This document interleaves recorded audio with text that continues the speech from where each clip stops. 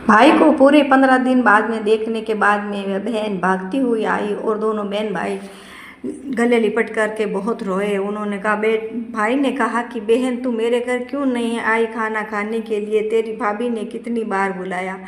तब बहन ने कुछ नहीं कहा कि भाई आप चलो घर के अंदर और पानी पी लीजिए। घर के अंदर भाई ने कहा कि बहन इतना सुंदर और इतना बड़ा घर इतने दिनों में तुमसे कहाँ से आ गया। तब बहन ने कहा कि भाई मुझे तो नहीं पता, मैं तो जब सो रही थी सुबह उठी तो सारा महल खड़ा था और हम बच्चे लोग सभी अंदर ही सो रहे थे। लगता है पितृदेव की कृपा मुझ पर हुई है।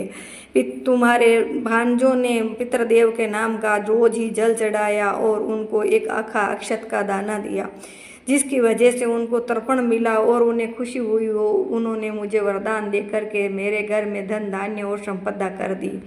तब भाई ने कहा कि तेरी भाभी बोल रही थी तू नहीं आती है। तब उसने कहा कि मैं अभी 2 दिन से नहीं गई क्योंकि मेरे काम बहुत ज़्यादा बढ़ गया था, इसलिए नहीं जा पाई थी। मैं रोज़ ही जाती भाभी के यहाँ पर। भाई ने कहा कि तूने ये खाना क्यों नहीं खाया। तब उसने कहा कि भाई मैं खाना कैसे खाती।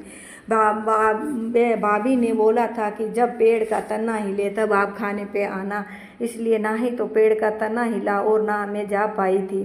तभी बच्चों ने पेड़ के तने में पूजन शुरू कर दिया और अपने पितरों का तर्पण शुरू कर दिया।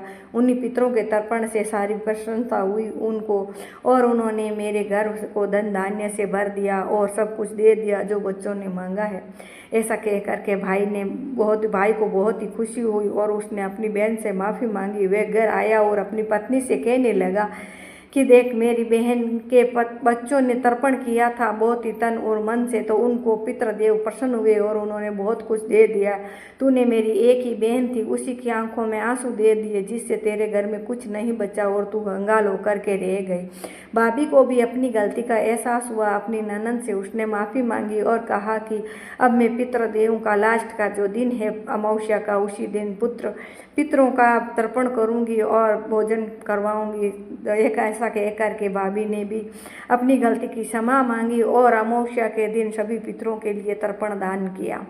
यह कहानी पूरी हो गई पितरों की। और अगर पितरों को हम सच्चे मन और भावना से उन्हें तर्पण करें तो पितर जरूर प्रसन्न होते हैं और हमारे घर में धन धान्य और सुख समृद्धि करते हैं।